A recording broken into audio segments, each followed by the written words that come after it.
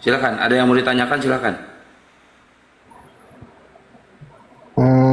Gini. Saya tadi ada dengar di Koma sebelah itu perdebatan antara Isa dan Yesus ya. Di mana di situ disamakan Yesus. Rekan di sini dan Yesus itu sama atau gimana? Baik, silakan Gurunda, Tapadol. Putus-putus. Bismillahirrahmanirrahim. Kalau kita berbicara mengenai apakah Nabi Isa Yesus itu sama, ya saya mengatakan Yesus yang disembah oleh kemudian saudara Kristen, yang datang kepada Paulus, yang datang kepada Ananias, yang datang kepada penulis kitab Wahyu dan seterusnya, itu tidak sama dengan Nabi Isa alaihissalam. Karena Nabi Isa itu hanya datang kepada Bani Israel, tidak pernah datang kepada di luar daripada Bani Israel. Dan Nabi Isa datang kemudian dalam keadaan suci. Ibunya tidak bertunangan dengan siapapun, dan ibunya tidak pernah ingin diceraikan oleh siapapun. Makanya ketika datang Roh Kudus kemudian kepada ibunya, Roh Kudusnya berkata, Innama ana rasulu rabbiki li'ahabalaki gulaman zakiyah. Sesungguhnya aku hanyalah utusan Tuhanmu untuk menyampaikan anugerah kepadamu seorang anak laki-laki yang suci. Dan kemudian Nabi Isa alaihissalam ini ketika kemudian masih dalam ayunan, beliau menyatakan ini Abdullah atani alkitab wa ja'alani nabiyan. Beliau menegaskan dia adalah seorang nabi. Bahkan dia mengatakan bahwa dia disejahterakan, dilimpahkan kemudian rahmat dan hidayah kepadanya pada saat dia dilahirkan, diwafatkan dan dihidupkan kembali. Nah, sedangkan Yesus adalah makhluk yang belum lahir, dia diceritakan ibunya hampir diceraikan oleh Yusuf, ayahnya, suami ibunya. Terus kemudian Yesus diceritakan lahir di kandang binatang. Dan kemudian Yesus diceritakan ditampar, diludahin, ditelanjangin, ditonjok. Bahkan dia dibunuh, digantung dan terkutuk pula di atas tiang gantungan. Jadi sama sekali itu bukan Nabi Isa alaihissalam. Jadi kesimpulannya, Nabi Isa ketika datang ke tengah-tengah Bani Israel, dia diselamatkan, diangkat ke langit. Dan menurut Kristen yang disalib kemudian itu adalah namanya Yesus, dan itu adalah orang yang terkutuk. Jadi antara Nabi Isa dan Yesus itu berbeda. Demikian. Ya, kayaknya saya setuju nih dengan saudara Zuma ini. Artinya apa? Ini Isa ini tokoh yang lain selain dari Yesus ya. Jadi kalau Yesus kan jelas itu hidup di abad pertama, dari cerita di Alkitab maupun dari cerita-cerita luar bahwa Yesus itu hidup di abad pertama, sedangkan Isa kan tidak diketahui nih di mana hidup, kapan hidup ya. Jadi kalau kita tidak samakan kedua tokoh ini, saya sangat setuju gitu loh. Jadi artinya Juma sudah menyadari bahwa Isa dan Yesus adalah dua tokoh yang berbeda. Kalau Yesus jelas di mana hidupnya, kapan hidupnya, dan bagaimana ceritanya itu kan ada. Sedangkan Isa ya kita tidak ketahui ya di mana dia hidup dan tahun berapa juga hidup, nggak kita ketahui ya. Ya, oke, terima kasih. Oke, baik. Nah, saya hanya ingin mengatakan begini. Bukannya sekarang saya nggak percaya. Dari dulu saya katakan Nabi Isa itu bukan Yesus. Bahkan saya berani mengatakan Yesus itu tokoh fiktif. Berani saya. Ingat, seorang Yahudi mustahil menamai anaknya dengan nama Romawi, Yunani. Mustahil. Seorang pribumi ketika dijajah Indonesia, kalau dia tidak berpihak kepada Belanda, mustahil anaknya lahir dinamai nama penjajah. Itu mustahil. Nah, itu satu. Coba kerangka berpikirnya dibuka.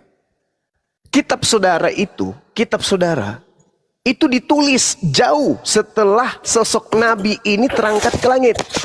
Itu dulu. Harus Anda pahami itu dulu.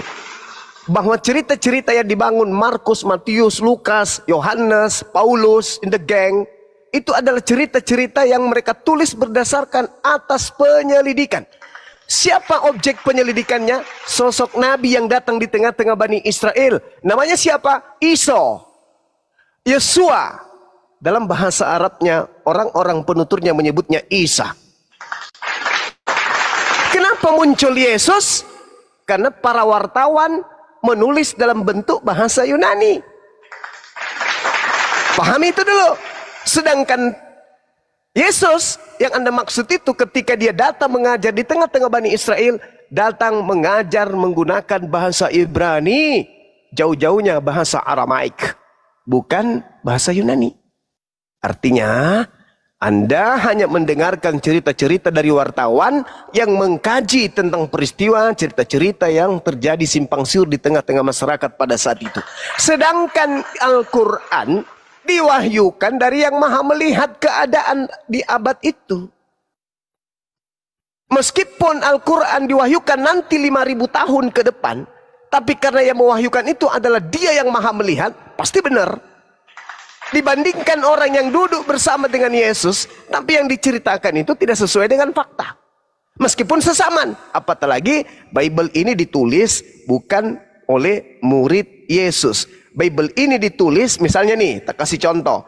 Markus ditulis tahun 64, Matius ditulis tahun 66, Petrus tahun 65, Yohanes ditulis tahun 40 sampai 140, Lukas ditulis tahun 62, kemudian Wahyu tahun 90 dan seterusnya. Yakobus tahun 47 sampai 48. Kemudian Kisah Para Rasul kita tidak tahu kapan ditulis. Jadi kalau Anda berbicara mengenai Isa, oh jelas kami lebih percaya Isa karena yang diutus adalah Nabi Isa. Yesus itu hanya tokoh pengganti dari Nabi kami Isa alaihissalam. Demikian.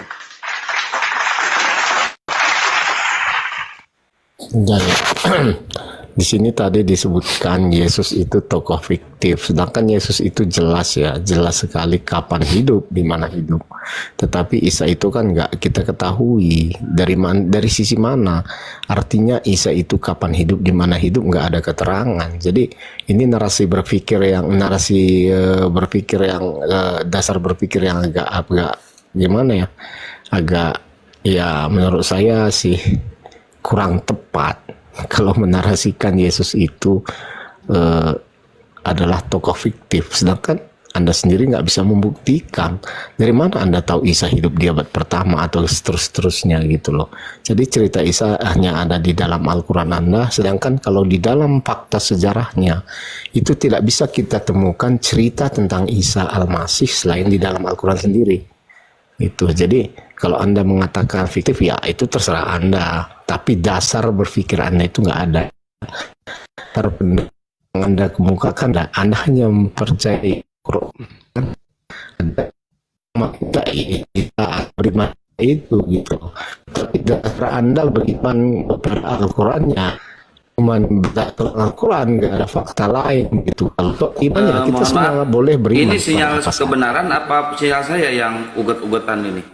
Gurunda kedengaran nggak? Kebenaran. Oh, kebenaran ya. Sinyal saya ini. Oke. Jadi maksud saya begini ya, ini udah jelas bahwa Udah. Ini yang diungkapkan saudara Jumat tadi mengatakan bahwa Yesus itu tokoh fiktif. Ini asal agak apa ya? Kurang karena Yesus itu kan kita mengetahuan Yesus itu di abad pertama gitu loh. Sedangkan Isa sendiri, waduh, ini gimana nih? Lu cari tempat. Sedangkan Isa sendiri, ya udah aman nih bang. Sedangkan Isa sendiri hidupnya kita tidak ketahui berdasarkan apa Anda mengatakan dia hidup di abad pertama atau seterusnya gitu. Itu kan hanya di dalam Al-Quran gitu loh. Jadi kalau dasar Anda di Al-Quran itu kalau saya lihat ya silahkan Anda uraikan di mana datanya bahwa Isa itu hidup di abad pertama gitu. Jadi kalau Isa di dalam Al-Quran saya nggak tahu kapan hidupnya, di mana hidupnya, coba Anda jelaskan kalau memang Anda ketahui.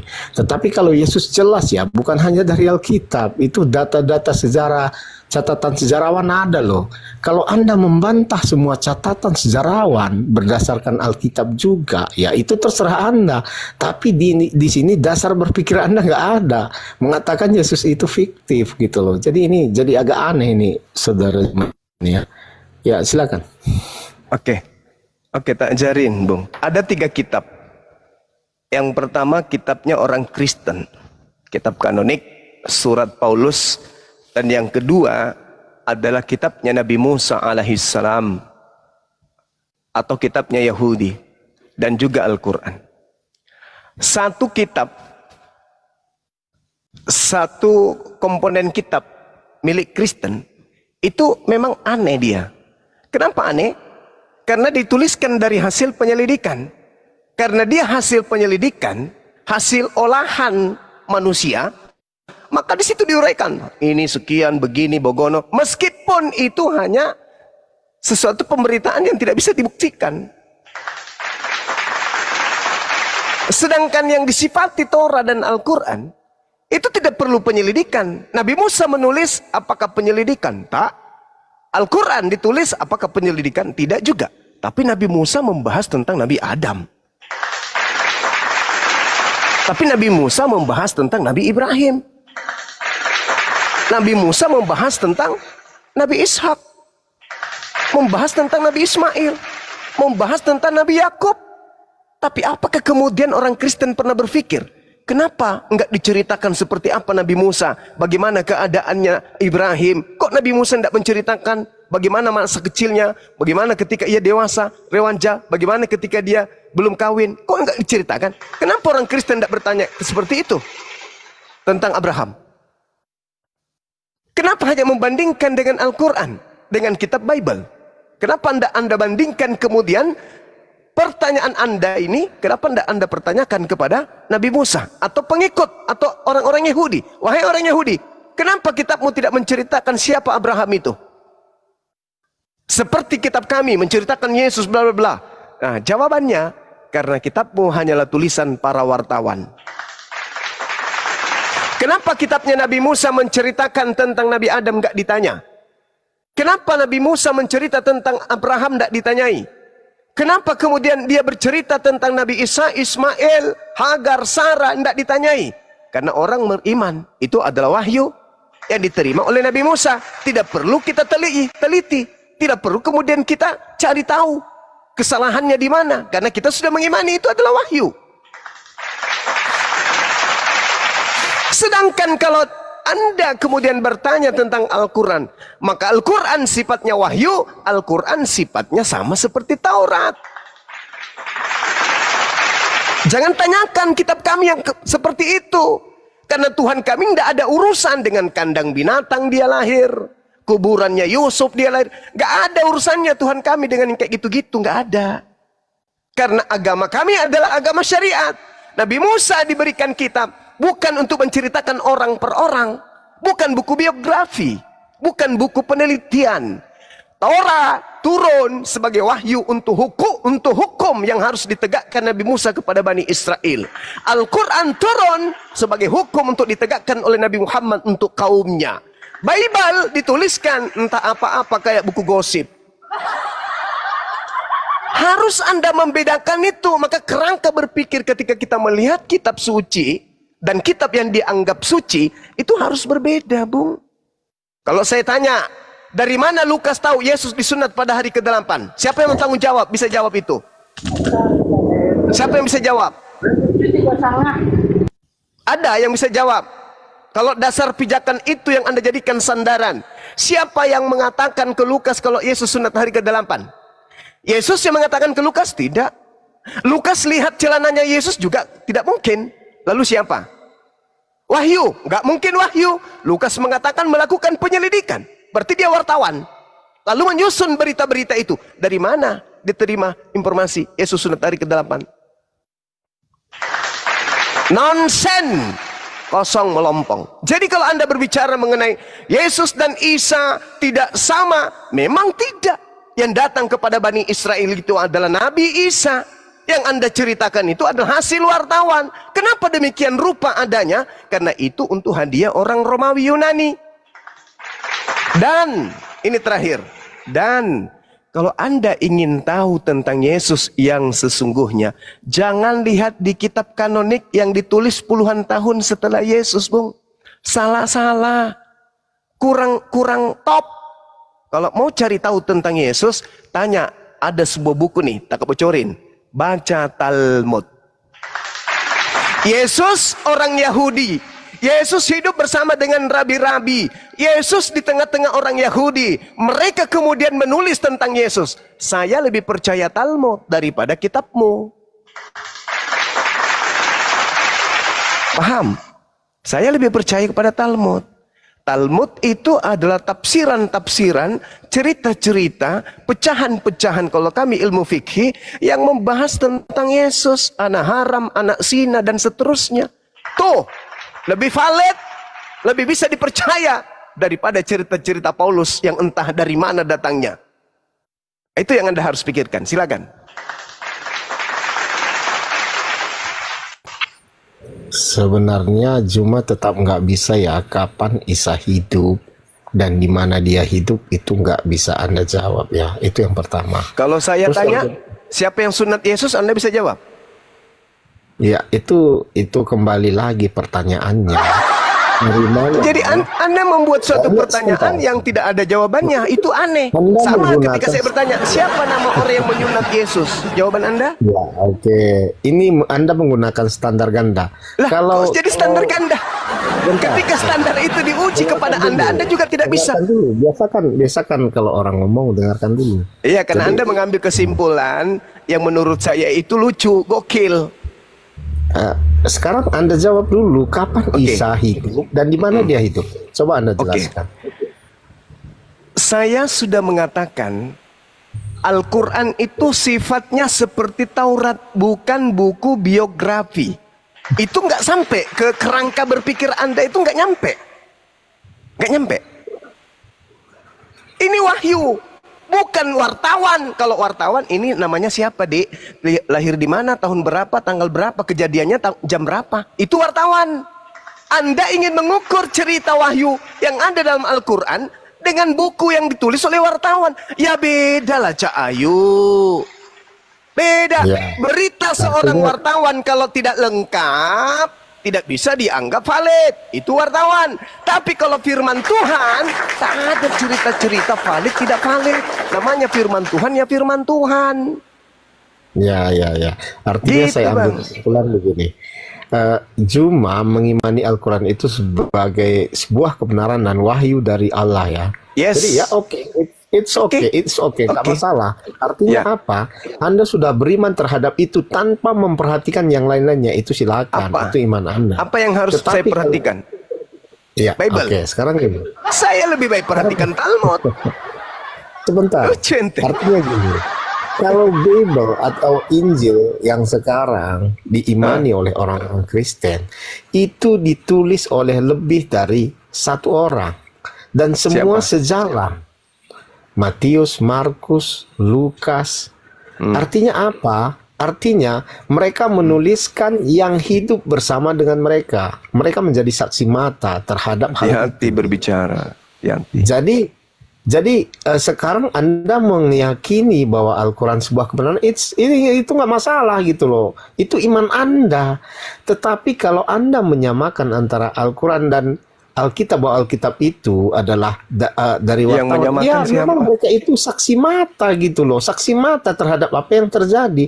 Jadi dari mana Lukas tahu bahwa dia disunat di hari yang ke-8?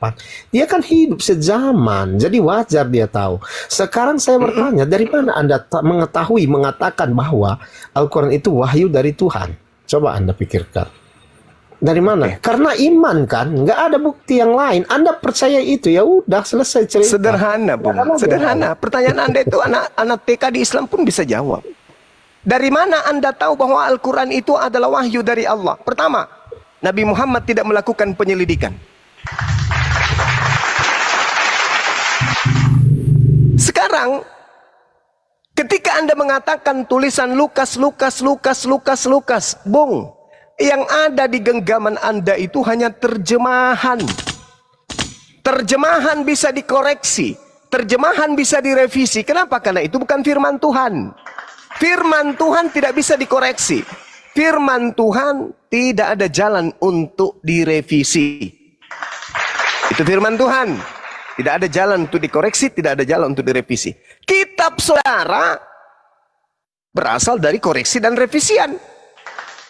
Bagaimana mungkin orang berakal bisa percaya? Tidak mungkin. Mustahile orang berakal mau percaya tulisan yang dikoreksi, tulisan yang direvisi, lalu diimani itu adalah perkataan Tuhan. Satu. Yang kedua, Lukas bukan nabi.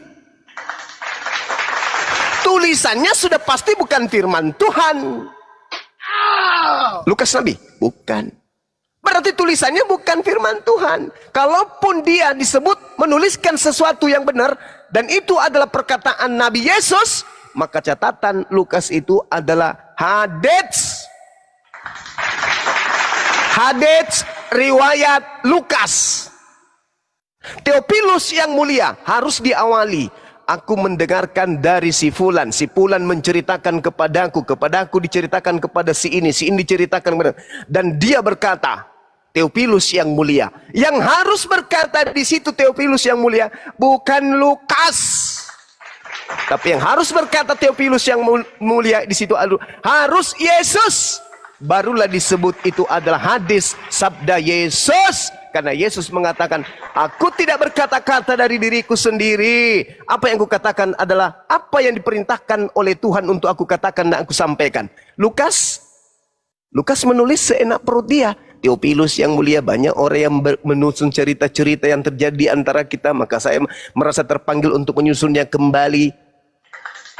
Ini apa? Cerita apa ini yang disusun oleh Lukas? Hadits? Bukan. Apalagi firman Tuhan. Jadi jangan pernah menilai Al-Quran dengan surat kabar. Jangan. Kalaupun dia hadits, mana buktinya? Yesus bersabda di situ. Theophilus yang mulia, mana sabda Yesus? Tak ada. Itu tulisan Lukas. Lukas bukan seorang nabi, Bapak. Bukan. Berarti catatannya hanya catatan karya ilmiah. Itu pun kalau ilmiah. Lah kalau tidak, berarti karangan bebas. Yang menceritakan tentang kejadian yang terjadi kepada Nabi Isa dan juga kaumnya Bani Israel dan kitabnya Injil. Coba lihat cerita-cerita yang ada di kitab saudara. Serpihan-serpihan cerita yang terkait dengan sosok Nabi yang datang kepada Bani Israel. Sedangkan Nabi itu apa katanya di dalam Al-Quran? In kuntu qultu faqad alimta ta'lamu ma fi nafsi wa la a'lamu ma fi nafsi innaka anta allamul ghuyub. Apa kata Nabi Isa? Jika aku pernah mengatakan, tentulah engkau telah mengetahuinya. Engkau mengetahui. In kuntu qultu faqad alimta. Engkau pasti mengetahui. Engkau mengetahui apa yang ada pada diriku, dan aku tidak mengetahui apa yang ada pada dirimu ya Tuhan. Sungguh engkau lah yang mengetahui segala yang gaib. Tuhan yang maha gaib, yang maha tahu tentang kejadian itu, berfirman kepada Nabi Muhammad, ya Muhammad, Nabiku Isa ketika datang kepada Bani Israel ditolak. Muncul orang-orang zalim, kemudian menulis buku dengan tangannya sendiri, menceritakan tentang Nabiku.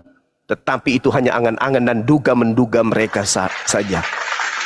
Fawailul lilladzina yaktubuna al-kitaba bi aydihim thumma yaquluna hadza min indillah. Dia berkata ini dari Allah, padahal itu adalah karangan mereka sendiri. Itu yang terjadi terhadap kitabmu. Jangan surat kabar ini kau pakai menilai wahyu Allah. Jangan. Gak sepadan. Kitabmu dibandingkan dengan hadits pun itu tak sepadan. Kalau dia harus masuk ke dalam ilmu sanad, kitabmu itu mohon maaf, kitabmu itu hadits maudhu. Apa hadis maudhu itu? Hadits palsu. Kenapa hadits palsu? Karena Yesus tidak pernah berkata kepada penulis. Tidak ada penulis menuliskan tangga sanad, tangga berita. Yesus berkata kepada Yohanes. Yohanes berkata kepada kepada Andreas. Andreas bicara kepada Yakobus. Yakobus menyampaikan kemudian kepada Yudas. Yudas lalu menyatakan kepada Lukas, dan Lukas kemudian menulis. Informasi dari mana? Harus jelas tangga sanadnya dari Yesus, baru disebut sahih. Tapi faktanya ada? Enggak, kosong, gelap. Ngeri bang, ngeri. Silakan.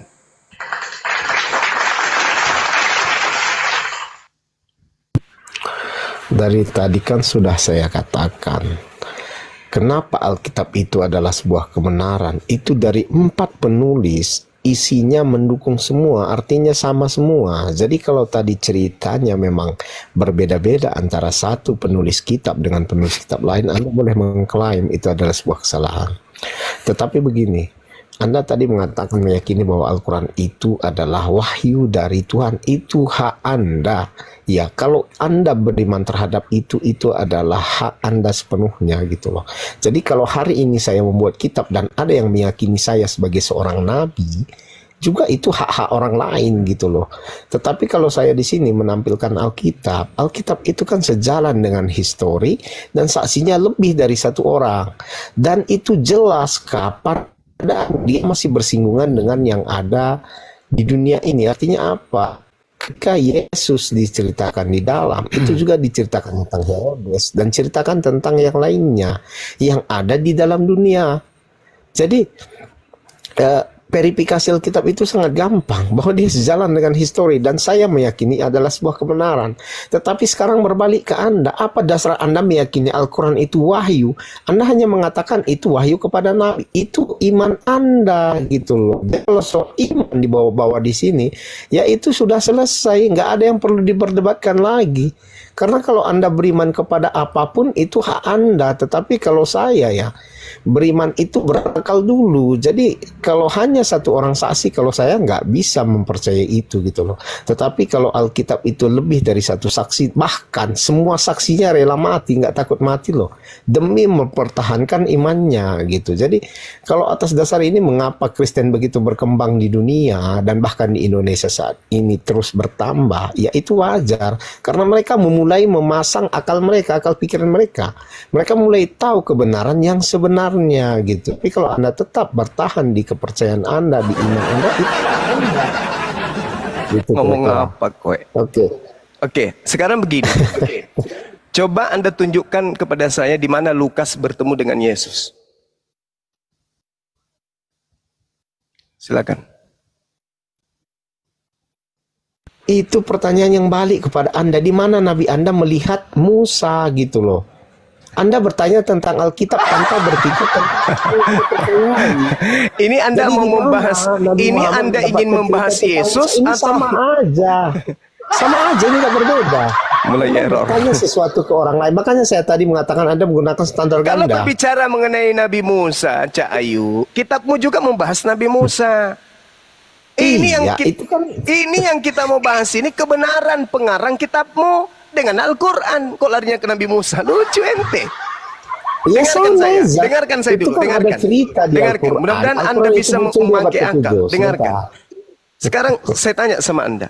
1 juta pembawa berita tapi bohong semua. 1 pembawa berita tapi benar adanya. Kira-kira yang mana yang harus diimani? Jawab. Dasar Anda mengatakan 1 juta itu yang bohong dan 1 yang benar apa? Ini Anda nggak berdasar gitu loh. Nih tak ajarin sama Anda. Yang menerima firman dan yang menerima tugas untuk menyampaikan firman, Lukas atau Yesus? Waduh, ini pertanyaan Anda gimana ya? Karena pertanyaan Anda aja sudah salah gitu loh. Ya, tengoklah, berkacalah Bung. Sudah salah. Hei, Yesus berkata, aku datang untuk menyampaikan firman. Segala firman yang engkau berikan telah aku sampaikan kepada mereka. Yang menerima firman dari Tuhan, Yesus atau Lukas? Jawab dulu dong. Jawab dulu. Lukas menyampaikan firman apa yang disampaikan oleh Yesus. Saya ulang, yang menerima firman, yang mendapatkan tugas untuk menyampaikan firman di atas muka bumi zamannya Yesus, itu Yesus atau Lukas? Jawab.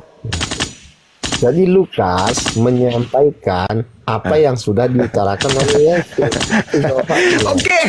Oke. Dengan kata lain, yang menerima firman dari langit Yesus kan? Firman dari langit. Ya. Itu nggak ada ceritanya Yesus menerima firman dari langit. Sakit ente. Sakit. Yesus Sebentar. mengatakan, dengarkan Bung, saya tidak mau diskusi dengan orang bodoh. Kalau Anda masih memperbodoh diri, Anda turun. Mengapa Anda mengatakan saya memperbodoh diri? Karena Anda memang mengatakan itu Yesus tidak datanya, menerima itu firman. faktanya. Hei, Anda mengatakan Yesus tidak menerima firman. Anda mengatakan Yesus menerima firman dari langit. Di mana Lalu datanya dari mana Yesus firman yang menerima diterima dari Yesus langit? itu? Dari pasar? Dia menerima. Hah? Dia menyampaikan apa yang dikatakan oleh Bapa, bukan dari langit. Anda ini gimana sih? Bapak di mana? Bapa itu satu dengan Yesus kalau Anda lihat Bukan di Alkitab. surga. Bukan di surga. Yesus itu satu dengan Bapa. Mulai bohong mereka dia. itu satu kehendak. Udah, Anda turun, please, Anda turun. Jangan sampai Anda saya Oke, maki di terima sini kasih. karena kebodohan Anda. Turun. Ya, Maaf, silakan maaf. tetap beriman ya. Oke, Iya, terima kasih. silakan turun. Anda percaya surat kabar, turun. Bagus. Assalamualaikum. Waalaikumsalam warahmatullahi wabarakatuh. Jadi teman-teman, kita lihat polanya ya, umat Islam, kita lihat polanya. Dua manusia ini sebagai penerima firman di bumi. Nabi Isa alaihissalam, Nabi Muhammad dan Yesus. Dua wakil Tuhan di atas muka bumi. Yang kita kenal antara Islam dan Kristen itu ada dua. Kalau Islam mengenal Nabi Muhammad SAW, kalau Kristen mengenal Yesus sebagai penerima firman. Tadi si pendusta, si pembohong mencoba untuk membodohi dirinya. Saya nggak suka. Itu kasihan Kristen yang lain kalau kayak gitu. Yesus menerima firman. Segala firman yang engkau berikan telah aku sampaikan kepada mereka. Yohanes 14, firman yang kau dengar daripadaku bukan daripada aku, melainkan dari Dia yang telah mengutus aku. Yesus, Yohanes 12:49, aku tidak berkata-kata dari diriku sendiri. Apa yang aku katakan adalah apa yang diperintahkan untuk aku katakan dan aku sampaikan. Yesus sebagai penerima firman. Nabi Muhammad sebagai penerima firman. Nah, level 2 naik kita. Yesus menerima firman, Nabi Muhammad menerima firman. Kita naik level 2. Nabi Muhammad menyampaikan kemudian kepada para sahabatnya. Al-Quran dihafalkan sahabat, Al-Quran dituliskan sahabat. Wa isqalallahu ya Isa bin Maryam a'anta qulta linnas. Nabi Muhammad melisankan wahyu dari Allah, menyampaikan kepada para sahabatnya. Sahabatnya menghafalkan. Wa isqalallah ya Isa bin Maryam a'anta qulta linnas. Sahabat menyampaikan kepada para tabi'in. Wa isqalallah ya Isa bin Maryam a'anta qulta linnas. Sampai kepada kita, umat Islam yang ada di Nusantara ini. Wa isqalallah ya Isa bin Maryam a'anta qulta linnas. Tidak pernah berubah. Nabi Muhammad sumber satu-satunya kepada kita umat Islam seluruh dunia. Islam yang ada di seluruh bumi, penjuru bumi. Oke, level untuk Nabi Muhammad dah selesai. Al-Quran berasal dari Nabi Muhammad SAW. Seluruhnya dari lisan baginda Muhammad SAW. Mata rantainya jelas. Kita pindah ke Kristen. Yesus menyampaikan firman. Yesus menerima firman. Disampaikan kepada siapa? Murid-muridnya. Murid yang mendengarkan firman tersebut, apakah melakukan penyelidikan? Mana ya ini ya? Mana ya firman yang Yesus pernah sampaikan kepada muridnya ya? Mana ya? Yang mana ya? Ya yang mana ya?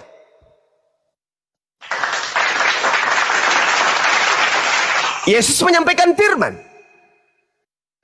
Yang menulis Lukas. Pernah Yesus bersabda kepada Lukas, Lukas, kadia, kesini. Tulis, ikra, baca. Mana ada? Putus. Gak ada hubungan. Gak ada. Cuma diberitakan, mendengarkan dari saksi-saksi, gembala-gembala yang banyak di padang. Mana ada? Siapa nama saksinya? Nggak ada. Gelap. Segelap-gelapnya.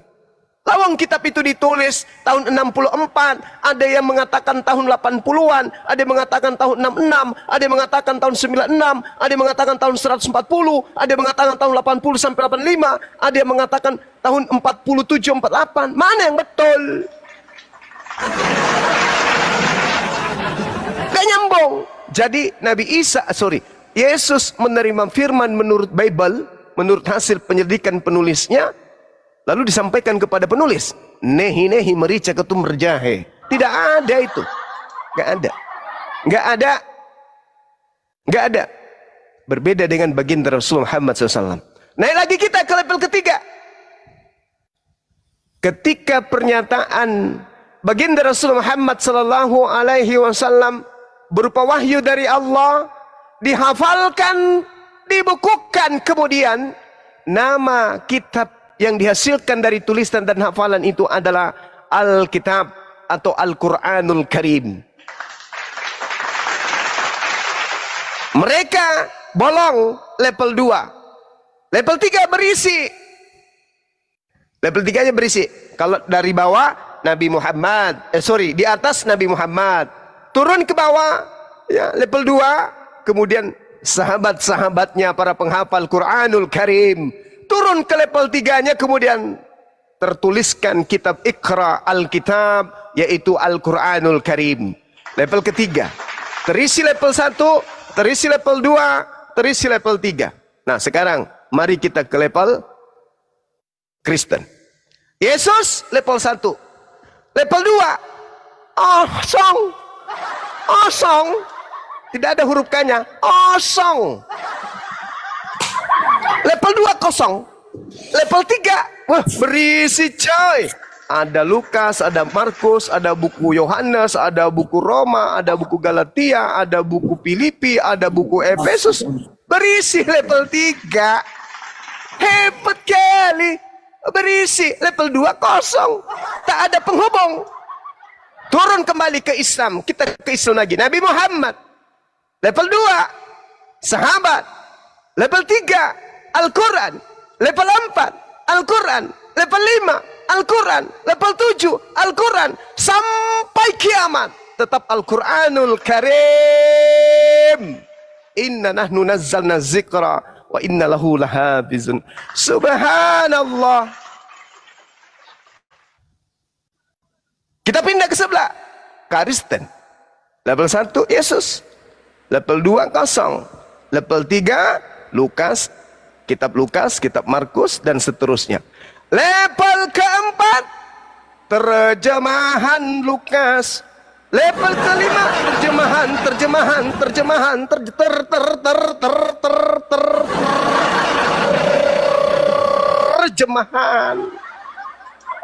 Ngeri paman, ngeri tante, ngeri. Udahnya kosong level 2, muncul kemudian buku-buku di kanonik. Level 4-nya terjemahan. Kalau terjemahan asalnya dari sumber lantai 3, level 3, begitu mau diterjemahkan di level 4, naik dulu ke aslinya di level 3. Masih masuk akal, masih bagus lah. Loncat ke level 4, level 5. Level 5-nya diterjemahkan bukan dari level 3 tapi level 4. Level 4 diterjemahkan ke level 5. Level 5 terjemahan ke level 6. Level 6 seterusnya. Jadi apa? Dari bahasa ke bahasa, dari ke bahasa, dari bahasa ke bahasa, dari bahasa ke bahasa. Sama, Belanda diterjemahkan ke dalam bahasa Indonesia. Dari bahasa Indonesia diterjemahkan masuk ke Bali, bahasa Bali. Dari Bali diterjemahkan ke dalam bahasa Bugis. Dari Bugis masuk lagi ke dalam bahasa ini dan dan seterusnya. Itu fakta. Lalu buku-buku ini, buku-buku ini, lo mau bandingkan dengan kitab suci Al-Quran? Ngaca tante, ngaca. Ngaca tante, jauh.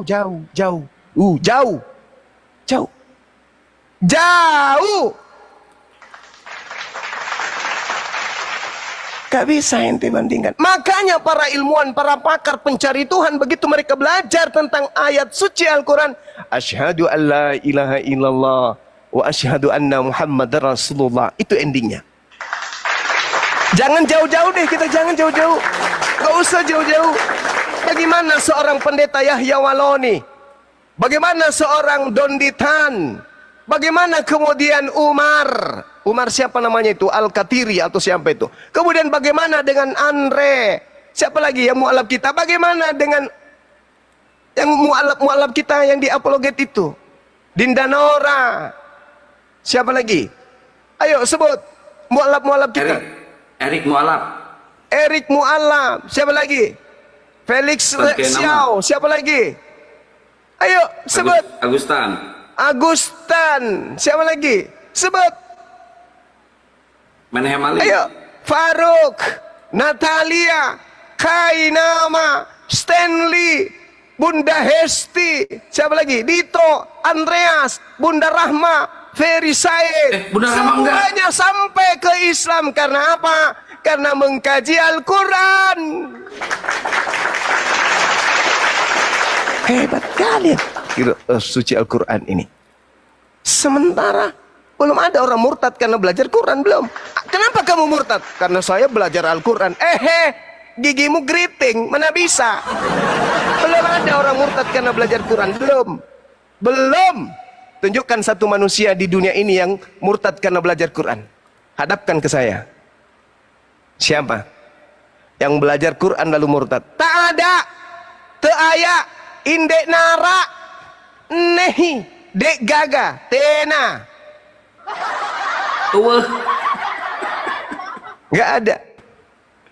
Nggak ada. Justru orang banyak menjadi mu'alaf karena belajar Bible. Tapi belum pernah ada orang murtad karena belajar Quran.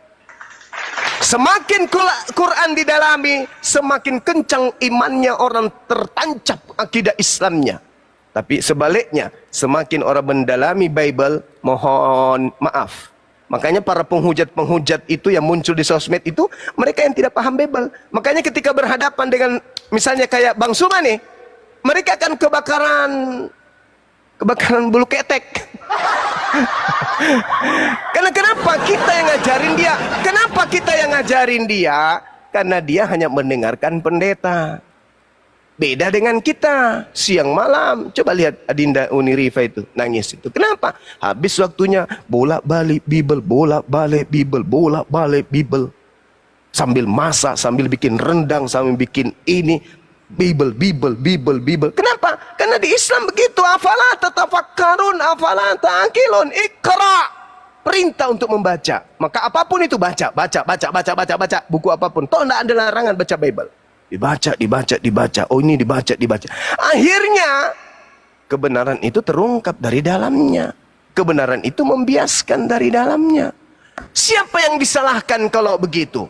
Ada yang mau disalahkan? Tidak. Bang Suma udah 20 tahun lebih mengkaji Bible. Siapa yang mau disalahkan? Gak ada kan? Siapa yang Anda mau salah? Anda salah tafsir. Wah, gimana Anda bisa tahu saya salah tafsir? Jadi itu ya sahabat-sahabat sekalian yang perlu kita pahami bahwa level-level ini seperti yang dilakukan oleh si Kibinirin tadi, itu kerangka berpikirnya masih apa ya? Belum layak untuk berdiskusi secara ilmiah. Saya kira begitu dari saya. Silakan kalau ada tambahan atau ada bantahan, waktu dan tempat disilakan. Baik, ini ada Lapetos. Selamat malam Bang Juma. Nah, malam. Iya. Salam dari Surabaya. Ya, Bang? Iya, silakan Bang. Bang, abang kan pintar Alkitab kah? Tanya dulu, Anda Kristen apa Muslim? Saya Islam. Oh. Saya tanya dulu Bang. Bang Juma. Ya, Paman. Ya, kan pintar bahasa Alkitab. Bible. Apakah Yesus ibadah di hari Minggu? Dek Nara. Alkitab. Kalau Anda Muslim nggak usah mempertanyakan Yesus. Anda kan Muslim. Nah, ya kan enggak Kan di Alkitab itu tanya gitu. Kan Oke. Nah, Nggak silakan. ada bang, nggak ada perintahnya di hari Minggu itu nggak ada. Assalamualaikum Bang Zuma. Waalaikumsalam warahmatullahi wabarakatuh. Mohon maaf sebelumnya, perkenalkan saya dari Jambi. Iya bang, Jambi, Sumatera Utara. Lanjut. Jambi, kota Jambi.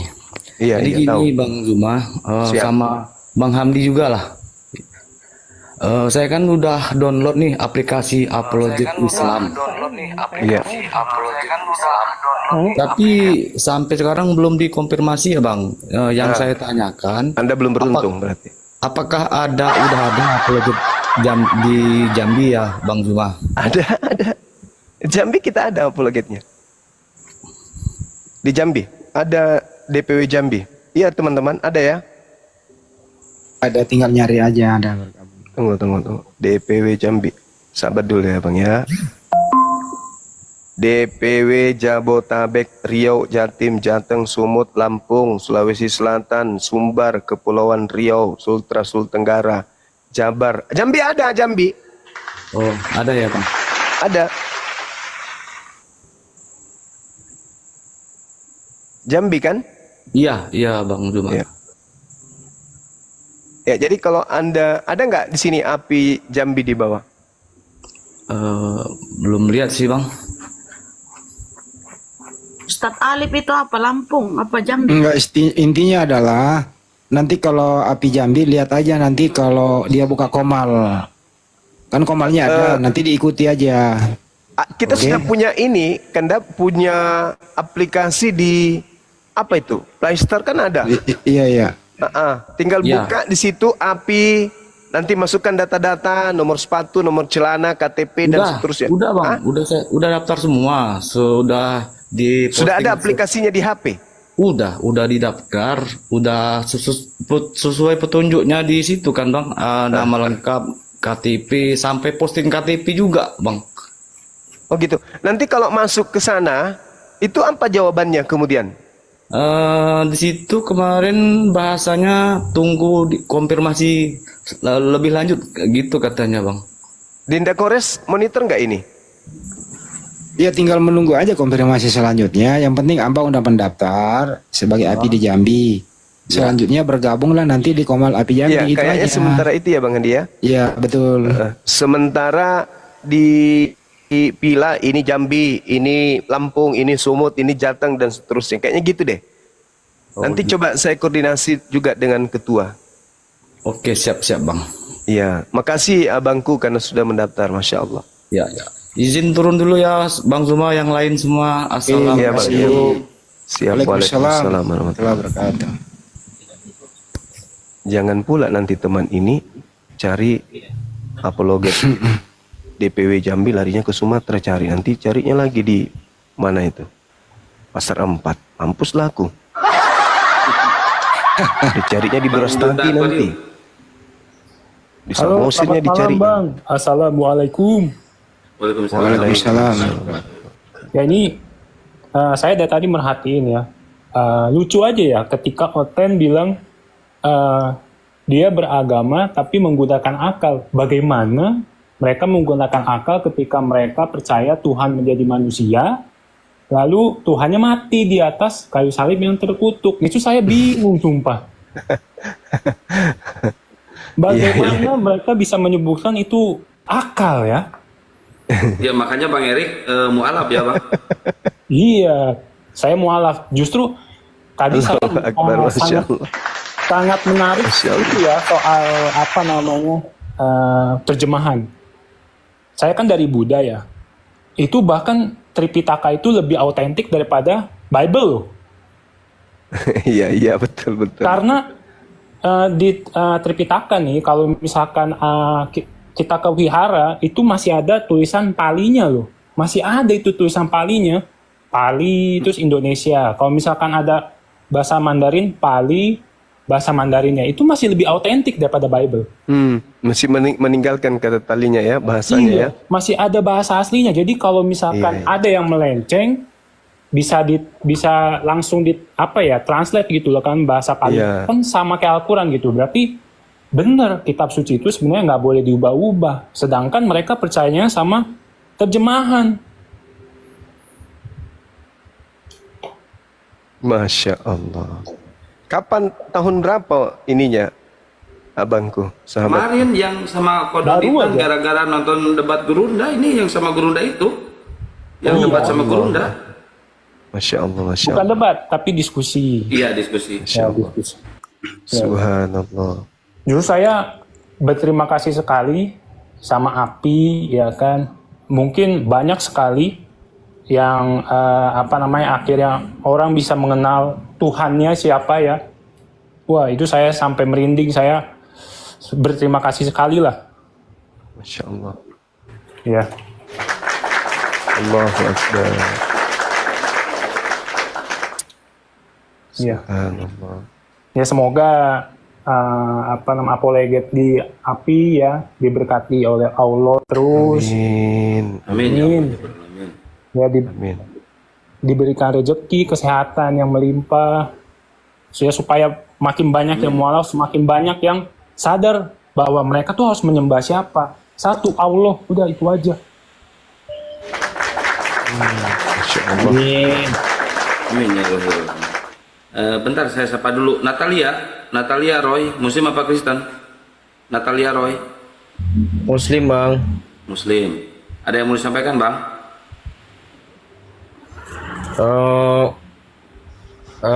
Buat Bang Zuma aja. Semangat terus berdakwahnya. Semangat terus membela Islam. Terima kasih ya. Terima kasih ya, Bang.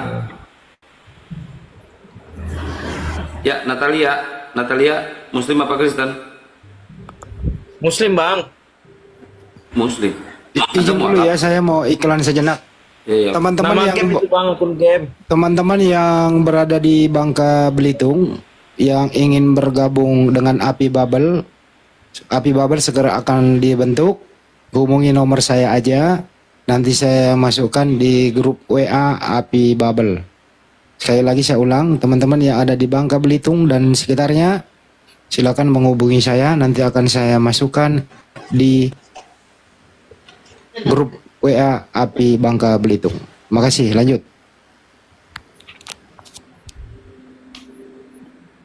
Iya, Masya Allah. Silakan. Oh, mana dia? Oh, turun. Ginting, selamat malam. Ginting, Kristen. Bang Ginting. Ya, selamat malam. Assalamualaikum warahmatullahi wabarakatuh. Oh, Muslim ya, Bang? Muslim. Silakan, apa yang disampaikan? Ya, saya sampaikan, saya semantan hijrah juga sih. Masya Allah. Mau pertanyakan juga sama saudara-saudara kita juga semua. Saya dulu tuh seorang etnis kepercayaan kan. Bahkan bapak juga dikebumikan, dipanggil sama Allah ya secara adat lah, mungkin begitu aja, secara adat. Tapi ayah tuh pernah berpesan sama saya, berimanlah engkau kepada Debata Simula Jadi, artinya Tuhannya Adam. Jadi saya pernah juga masuk ke GBKP, saya tidak dapat di situ. Sehingga saya juga ketemu sama orang tua, orang Muslim, dialah menuntun saya sampai sekarang, sampai masuk saya ke Padepokan Perisai Bening.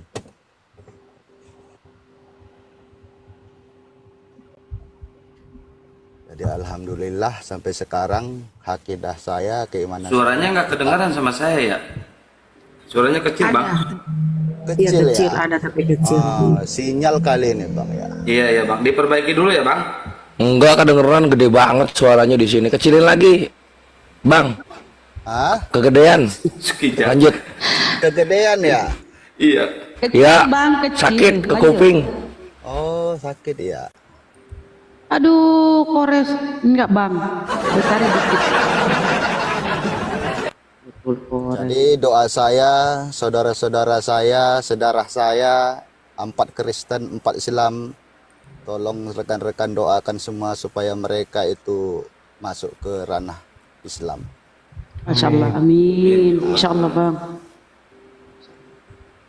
Oke, itu aja Bang ya. Maju terus api, semoga Allah menjabah semua doa-doa kita semua, amin. Amin ya Allah. Tetap istiqomah ya Bang ya. Amin. Insya Allah. Semoga kita semua tetap istiqomah dalam iman Islam. Oke Bang ya, kita turunkan ya. Makasih banyak. Assalamualaikum warahmatullahi wabarakatuh. Waalaikumsalam warahmatullahi wabarakatuh. Makasih ya Bang. Oke, kita naikkan siapa nih yang mau diskusi katanya? Si Roy. Ada permintaan kok Roy? Ada kok, oh ini Roy. Roy ingin sekali diskusi dengan Gurunda. Ini Roy. Silakan Roy, selamat malam.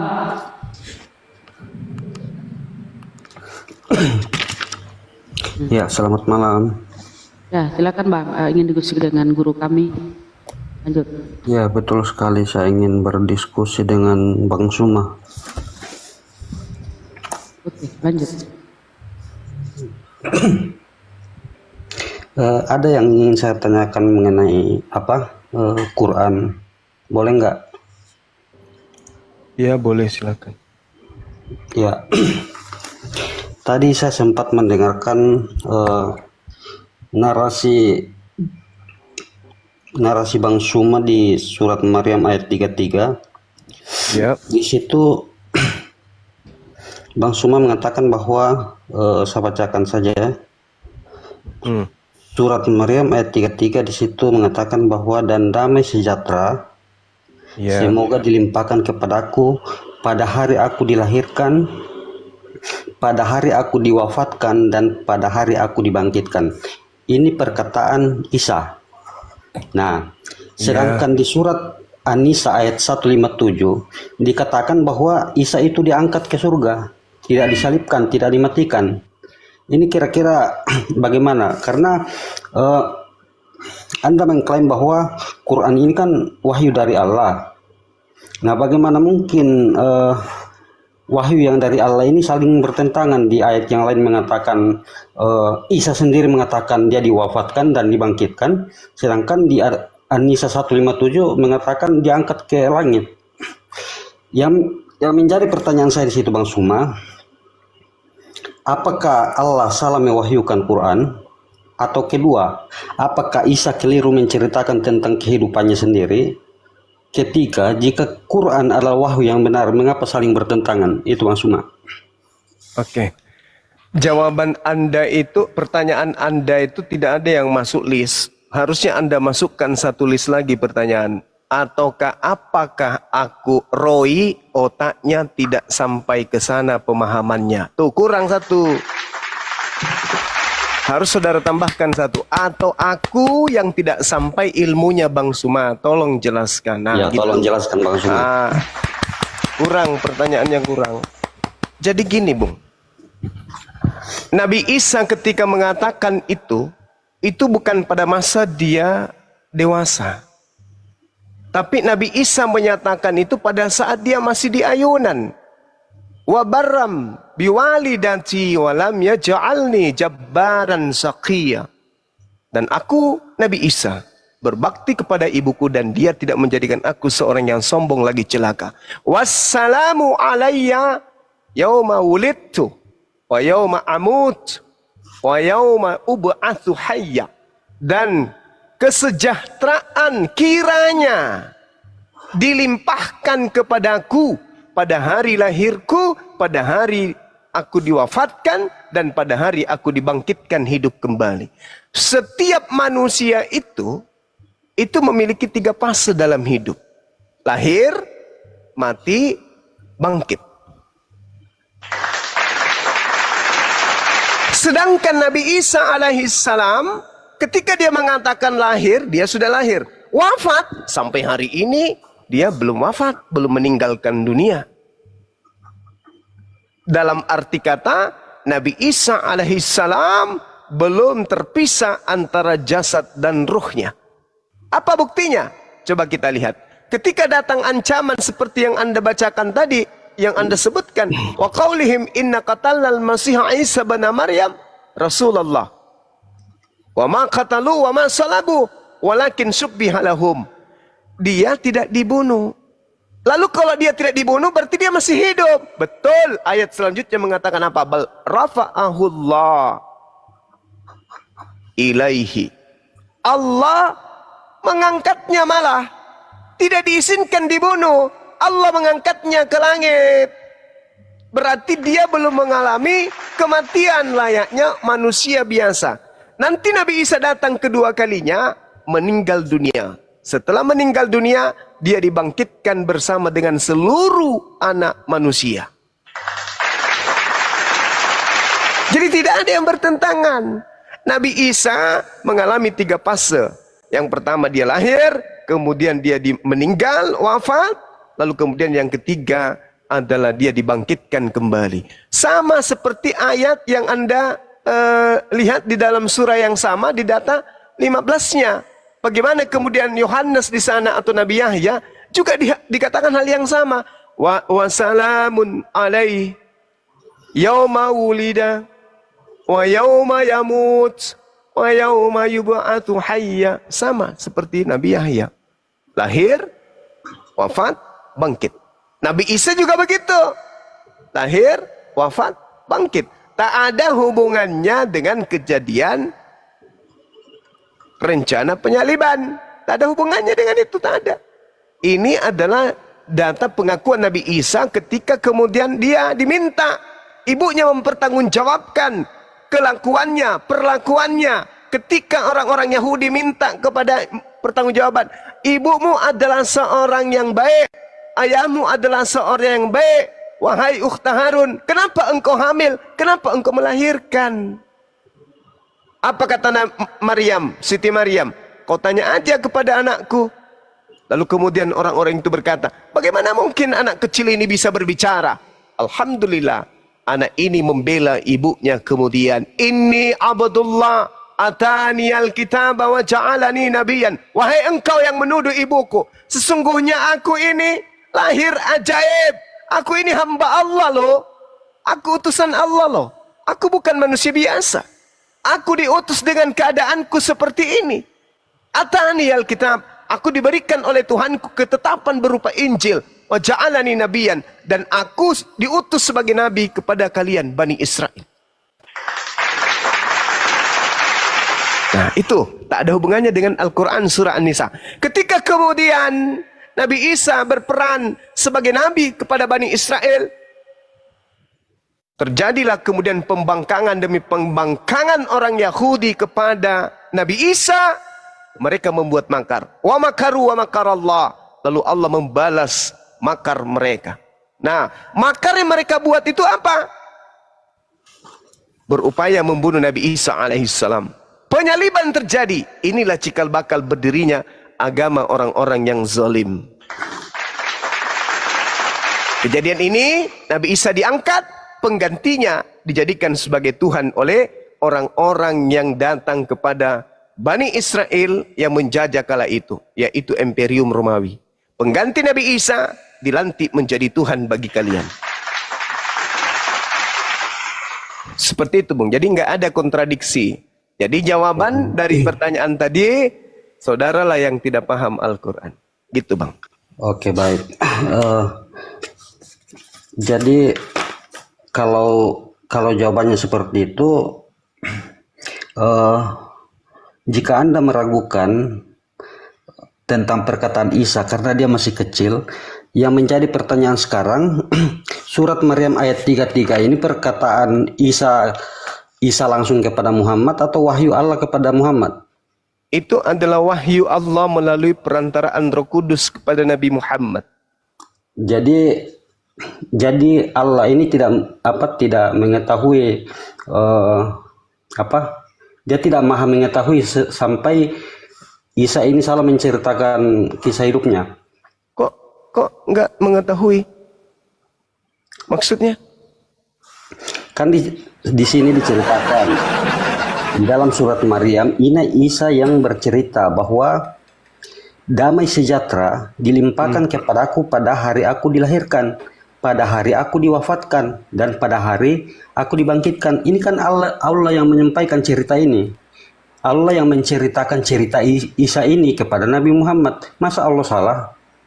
Apanya yang salah, Cak Ayu? Tidak sesuai dengan surat An-Nisa 157. Ini kan wahyu Allah. Kok tidak sesuai? Gimana ceritanya? Sekarang pertanyaannya kepada umat Islam. Wahai umat Islam, apakah Nabi Isa saat ini sudah mati? Jawaban umat Islam apa? Belum. Nah, lalu bagaimana dengan perkataan Isa di ayat Maryam 33? Loh, nanti itu berlaku pada saat dia datang yang kedua kalinya. Karena belum wafat sekarang. Nabi Isa akan turun ke bumi. Setelah tugasnya selesai, Nabi Isa wafat. Setelah wafat, maka dibangkitkan kembali bersama dengan manusia yang lain. Itu dialami oleh setiap manusia. Tak ada manusia yang tidak mengalami itu. Akan mengalami kematian pada ujungnya dan akan mengalami kebangkitan pada akhirnya. Seluruh manusia. Coba Anda lihat di dalam Al-Quran surah Al-Ma'idah ayat 112. Di situ ada kata tawaffaitani.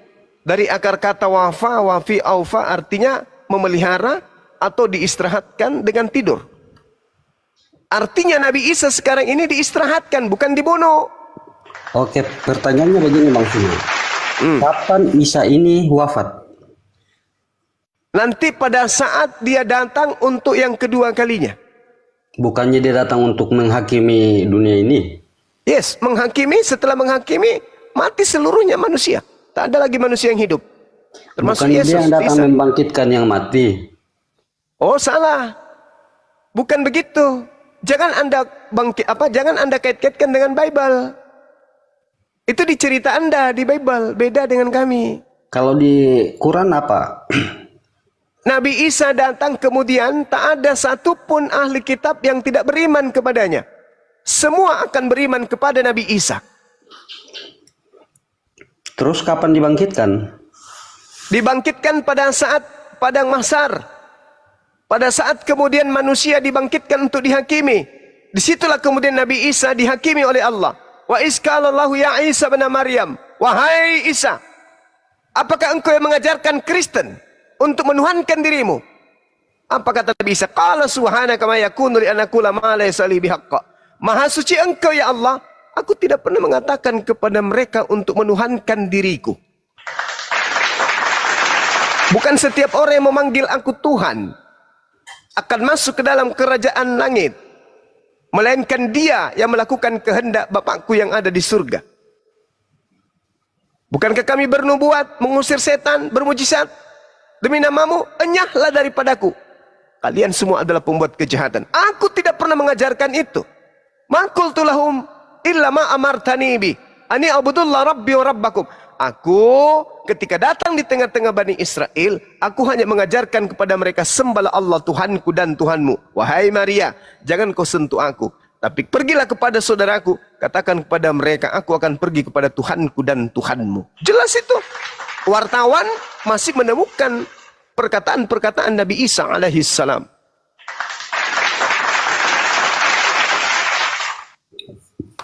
Jadi ceritanya Nabi Isa ini akan datang kembali membangkitkan orang yang mati di padang mahsyar. Terus setelah orang yang bangkit di padang mahsyar ini bangkit, terus dia mati lagi di padang mahsyar, terus bangkit lagi.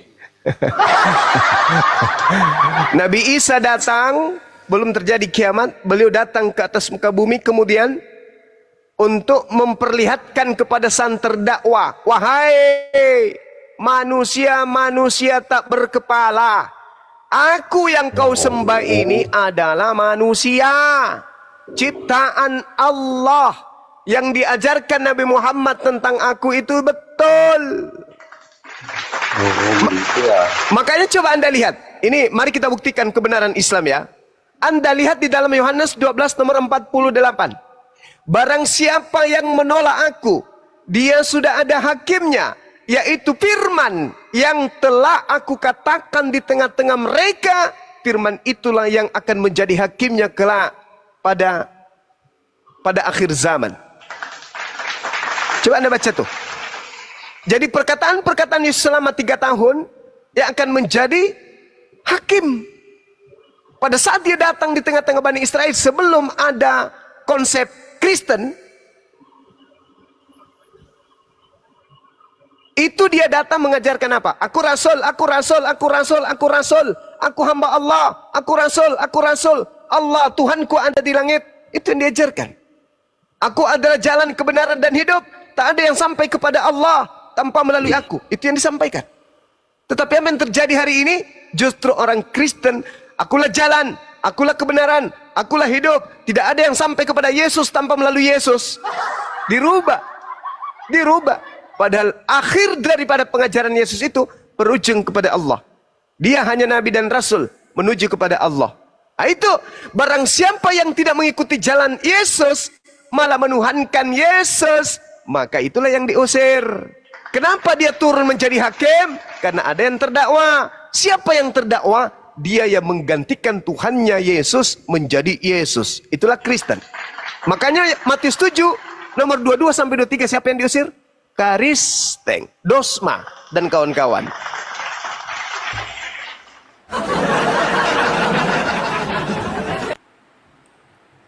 Oke, baik. Siap. Jadi ceritanya Isa ini akan turun menjadi hakim yang Kayaknya kau udah 4 kali 7 kali dijelaskan kok gak ngerti-ngerti, dibolak balik loh. Nggak capek Banyu malah jadi orang kayak gini. Sabar Bang, ini belum tuntas ini. Enggak, udah dijawab. Udah. Enggak, kok imani Nabi Isa itu Yesus kah? Kau imani? Tidak, saya tidak mengimani itu, justru saya bertanya ini udah dijawab. Penjelasannya Gurunda Bang Zumba, udah. Kalau tidak Banyu mah paling sabar. Bentar lo Bunda Rama. Banyu mah udah menjawab 5 kali loh, bahkan 7 kali berulang-ulang Kang. Gimana sih bro? Kan tujuannya kita bertanya untuk dapat jawaban, gimana sih? Kan udah dijawab tadi Banyu mah. Emang Banyu mah tadi nyanyi, nggak menjawab. Ini Metusala ini yang pakai akun baru Metusala, yang suka hujat-hujat. Banyu mah capek loh menjawab 7 kali berulang-ulang loh. Kalau tidak saya turun. Ya nggak ada yang ngundang juga Anda naik kok. Oh, ditanya balik mau nggak? Lanjut atau tidak? Ditanya balik mau nggak? Ditanya ya. Udah bertanya tuh, kamu sekarang ditanya balik. Silakan Bang Andi.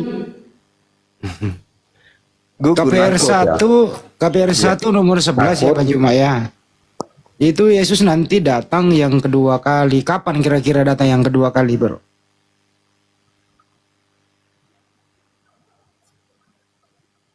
Tanda-tandanya lah kapan dia datang yang kedua kali. KPR 1 nomor 11. Yang suruh tanya siapa? Kenapa? Yang suruh kamu tanya siapa? Saya yang mau sendiri, gak ada yang nyuruh. Oh ya sudahlah, jawab sendiri. Oke, saya jawab sendiri. Jawab.